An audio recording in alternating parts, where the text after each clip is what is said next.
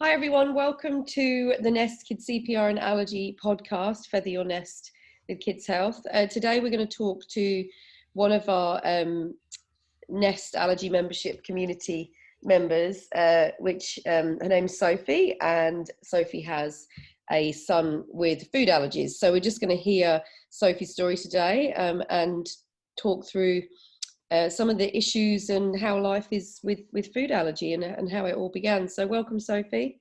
Oh, hi Heidi, thanks for having me today. Oh, you're very welcome.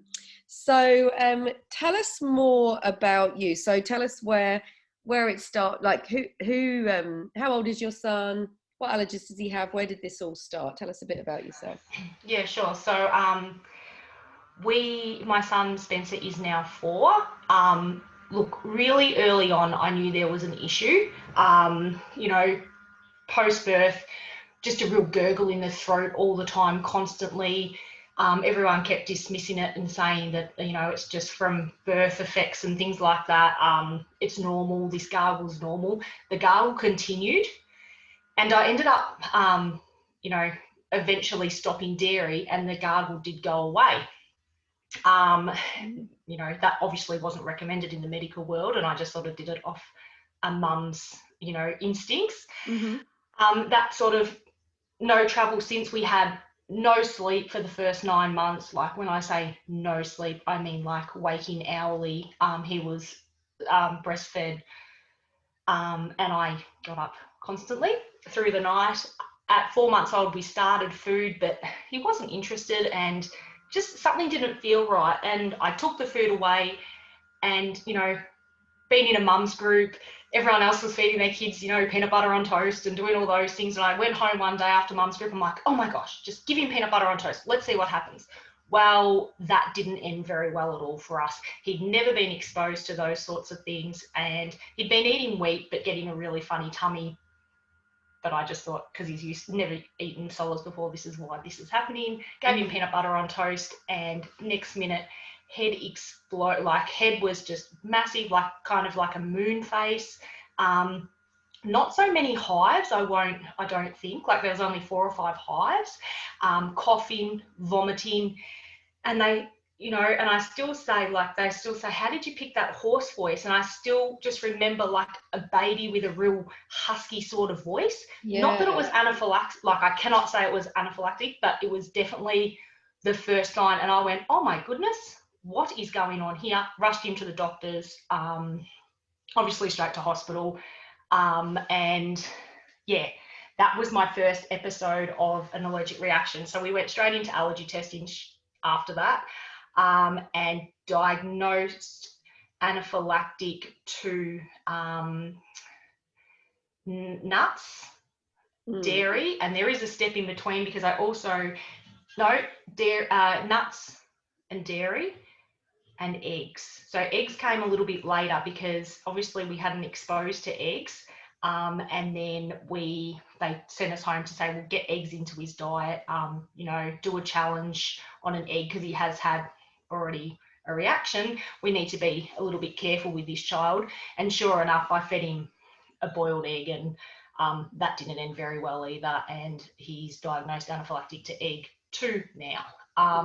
So since all that, fast forward to 9 months ago, we are now no longer anaphylactic to wheat. We passed a challenge to wheat in January, which was exciting. So, yeah. Allergy mamas out there will understand when I say my son can eat a sandwich and it's the best day of my life. It really is. I know I'm not an allergy mum, but I see it often enough. It's such great news when children pass. It just opens up a whole new world of, yeah. Oh, it's just a game changer, to be able to put Glad wrap in a sandwich on the bench and just cut it, rather than cook, what I call a gourmet meal for lunch. It was just, and you've been doing that for so many years. It was just like, oh my gosh, lunch is done. What? Yeah. Oh, awesome. What's next? Like, it was really exciting. It's just, and I suppose I fast forward all those, through everything there. But, I haven't even touched on any of the emotions, which, although, people will understand, it's just such a roller coaster being an allergy mama. Like, you know, you sit up really high one moment and then you just come crashing down for whatever reason. Like, you know, maybe there's been a slip of food, or you've bought a food that you've always bought before, and all of a sudden he's having a reaction, and you look at the packet and you think, they've changed an ingredient. Why have they done that to us? Like, you know, and yeah, it's it's really been it's when you've already got enough. It's just one thing mounting on top of the other, I suppose. Yeah. So yeah, that's a bit of a background from me. So obviously skin prick testing for the last 4 years. Everything's been on hold down here because I'm in Victoria, so we can't have allergy testing, so skin prick testing. So we've missed 2 this year, which have been cancelled, but we are booked next Wednesday, which is exciting. Yeah, no, it'll be really interesting to just get. It's just you just want to know, don't you? Because the thing is, it's such a this is the thing with allergy. It's just you're blind to it unless there's a reaction.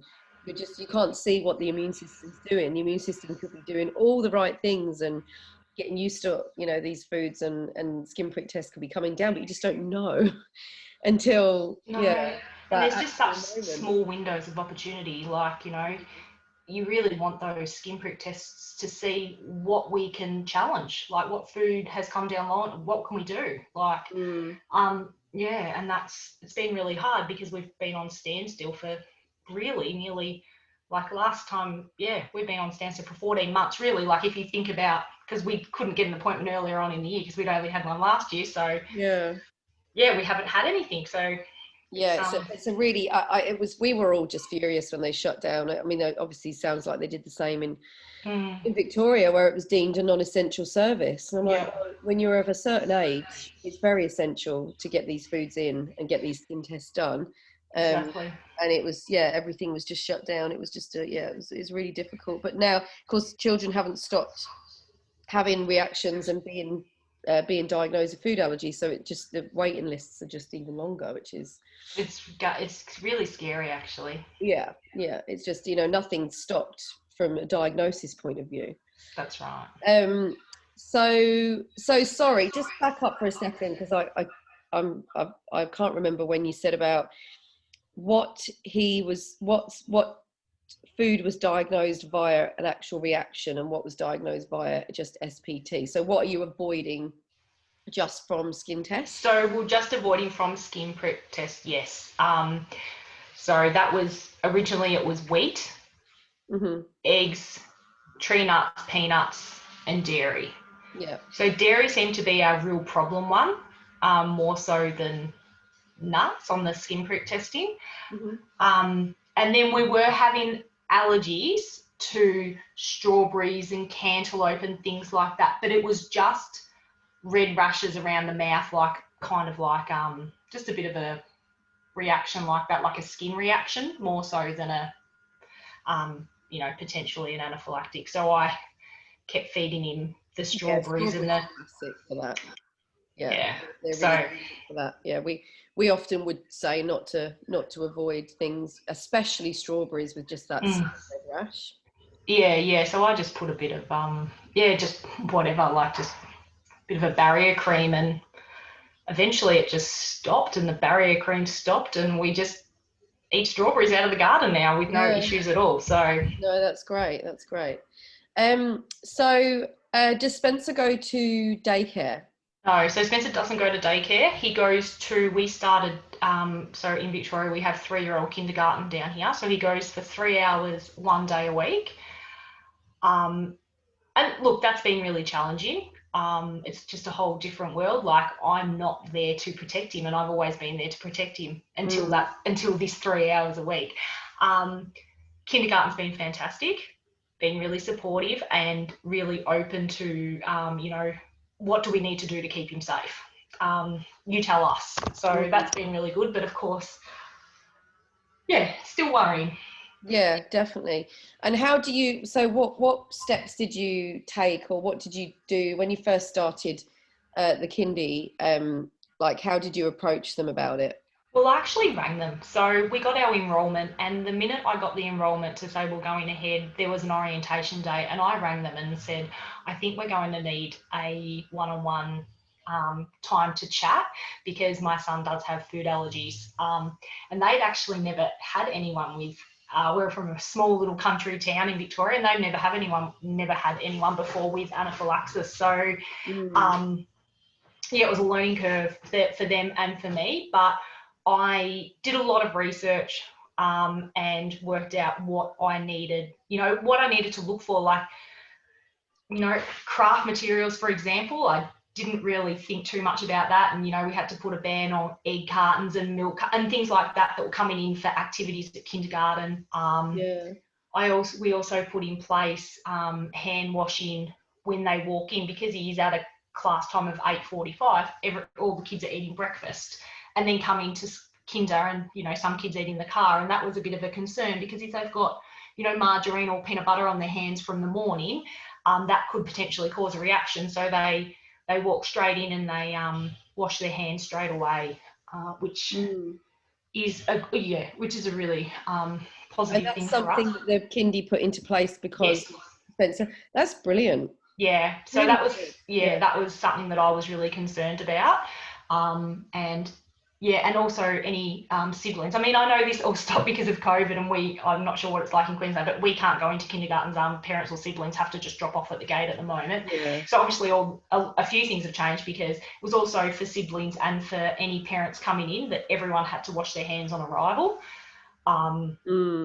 Which is such a good thing to do anyway, regardless of allergy. So it's a good life habit to have, isn't it, really? Like, that's exactly the same here, that my sons, when they go in, that's the first thing they have to do now because of COVID. But it's a shame that it's taken. Exactly. Like, if I look at COVID, I'm probably one of those people that think, COVID has been not hard for an allergy person or an allergy mama. Like, the first thing Spencer said to me when he came home from kindergarten on the first day back from COVID, I said, how did you, because washing hands is a big deal in our house. How did you go washing your hands, mate? He was 3 then. How'd you go washing your hands?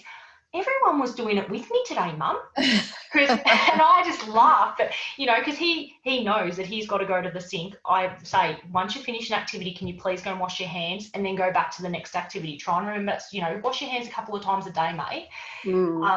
And he's, he was 3. So I don't know. A lot of parents go, how does your child do that? And I'm like, I don't know, but he's reminded a lot, and we do a lot of discussion and a lot of role plays at home. Smart. Like, I always say that 3 is where I think you can really start to communicate properly with them and actually get across information that they retain. And I, when I'm doing my first aid classes, and I talk about having to ask the child questions if they've had a head injury or something. I'm like, a 3-year-old can give you a really good kind of story, or like tell you accurate information. So don't underestimate the 3-year-olds. So I think I can totally imagine that he would understand, especially with repetition. That's right, yeah. And I suppose we, as far as the food, so he does have 1 meal at kindergarten, and the table's set up so he sits at the end of the table, and then one of the teachers sits next to him. Yeah. So, and he is coming home now and picking up on a few things now. Like, originally there was no issue. He just sat in his chair, and then he's coming home and saying, oh, Mum, but all the other kids move around the chairs. They don't, or, so-and-so moves from that chair to that chair. And so I notice he's picking up on things like that. But, I just remind him that he's got, you've got allergies, mate, and you've just got to sit in that chair. Like, it's okay. It'll be all right. It's not the end of the world. It's only for 10 minutes, and then you can go and play with whoever you want to play with. So yeah, exactly. And how do you feel? So is school 1 or 2 years away for you guys? So it's 2 years. So next year he will go to 4-year-old kindergarten, and this is, we're about to go through all this again, because he's moving from one kindergarten to another kindergarten, because we moved house, and that's hard. So I'm about to do this whole process again with a new kindergarten. Which, raises the old stress levels a bit, because it's really hard, because you don't know the people, you don't know the teachers, you don't know how receptive they're going to be. Do they understand allergies? Like, that's half the problem, that so many people don't, dismiss it a bit, sort of, oh, it'll be right, we'll just make sure he doesn't touch anything, and or not be given any food, and it's, well, that's one element, but there's also the hand washing and all the other, and the craft activities and all those sorts of things. Yeah. And then the year after, he will go to school. Yeah. Well, hopefully you'll have a good experience like you have already. You know, I think Yeah, most I really of hope the time so. that'll be the case, but I think it's very, very normal to worry about it. Yeah, I think you just need to speak to them first. Like Yes. that's my biggest tip to anyone, is just contact whoever's in charge and get a one-on-one appointment meeting with them and just talk to them. Yeah, you just kind of need to get in there. It's almost Mm-hmm. like when you're first putting your child in a daycare, you know, like when they're small or whatever, you just need to get in there and get a feel for it and get a feel for Exactly. people. Like, And are you, they taking this seriously? How do they interact? Yeah, yeah, very and you important. want to build that relationship with that person that's going to be caring for your child. Like, Yeah, you need to have that good and I feel like I've got that at the moment. Like, I can pick up the phone and say, hey, what's going on today? I've heard, there's something on, or like they had a footy day or whatever, and have you catered for Spencer? Or what do I need to do? Or, or if something has happened and I didn't sort of feel like, because I don't want to be that naggy mum either, but I do sometimes send an email after the event and say, oh, look, this could have been done, like, instead of having breakfast, they have a breakfast morning. Instead of having a breakfast morning, why couldn't we have a breakfast morning but with fruit? Or yeah. what, I could supply it. Like, I would bring safe bread and safe margarine that Spencer can have, and I'll supply it all. Like, I yeah, think so that's the difference, isn't it? It's always trying to be part of the solution rather than like just barking orders at people. yeah, That's the same with any relationship. You know, if that's right. you want to have a good relationship with the teachers or daycare or whatever, people aren't going to respond very well if you just kind of having a go at them and telling them what they've done wrong. But I think, yeah, trying to be part of the solution and help. And also, great, you know, if you can supply the food, then you know exactly where it's going. Oh, like, we want to supply the food, don't we? Yeah, totally, totally. So how, just going on from that, how do you navigate social situations? So if there's like birthday parties or just get-togethers, whether it be family or friends, is that a stressful time or not? Do you have all? Oh, so stressful. Yeah, I'm still struggling with that. I find it really hard. It's just that fine line. We have a birthday party this week, and we're not going. Now, because he's got allergy testing, but we would have gone. I'd spoken to the girl and she was trying to make it as safe for Spencer as possible. But we would leave straight after cake. So, for birthday parties, I try and contact the person and say, thanks so much for the invite. Most people are aware that Spencer's got allergies. And I just always ask, and it's such a big thing for me, and I think because he's little, I just want to know if the food's going to be out on the table all day. Because if the food's going to be out on the table all day, it's not a safe environment for Spencer. If they're just going to have a plate and then bring the cake out with a bit of food at the end, great. Because we can go, he can have the fun, and then we can sing happy birthday, and then he can eat his safe cake. Obviously, I'd take something safe for him. And then he can sing happy birthday. The minute he's finished eating, we would leave. We wouldn't wait for everyone else to finish their cake. And I know that's probably rude, but it's a safe out for us before people get up with crumbs on their top or on their fingers. Because if you don't have a kid with an allergy, you don't understand that they need to be wiped down. An allergen can sit on their shirt. All Spencer has to do is literally touch that and put his hands in his mouth, and we're in trouble. So that's how I keep parties safe. As far as big family events, if it's like something with a meal with something, I just don't take him. Yeah. And I know he would love it, and I know all those things. It is too stressful, and I don't.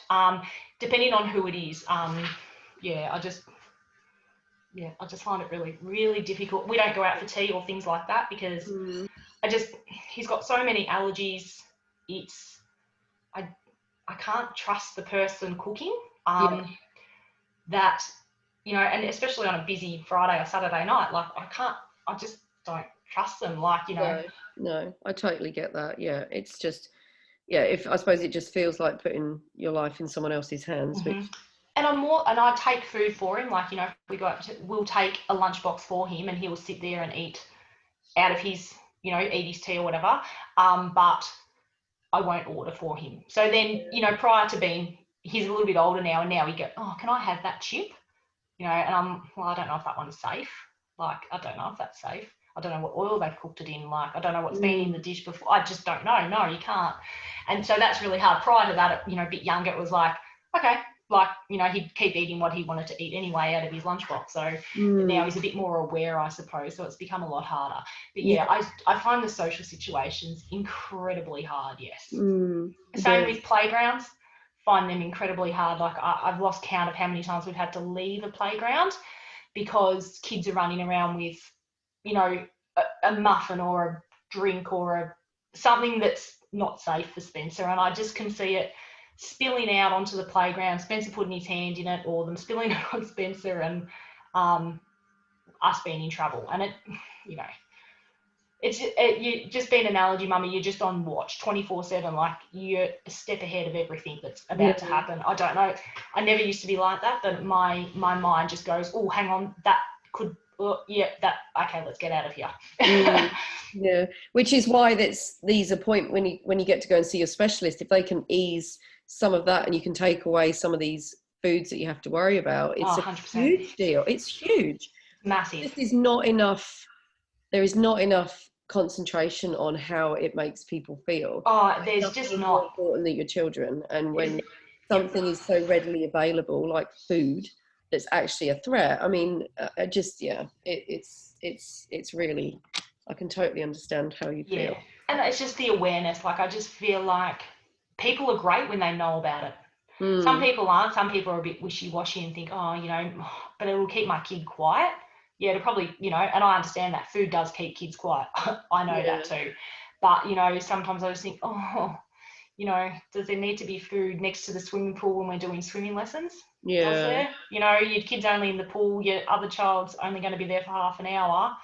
Like, do we need to have food here? Like, but I get it as well. Like, but I just think, oh, bring an apple. Like, can we, you know, it's just stressful. And then, it's just really hard. And there's food everywhere.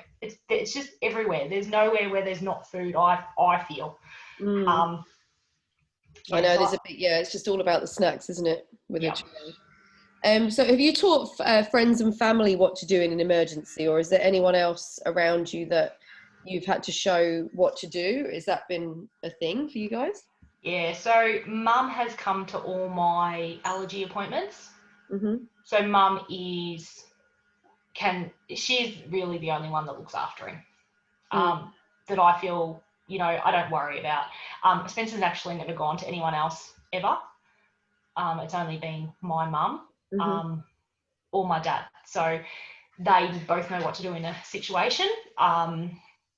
But also I still send his lunchbox with him wherever he goes. So mum does supply, I've got a few packets of food there, but that he, you know, safe for him, and he knows where that is in the cupboard, but he goes everywhere with a lunchbox.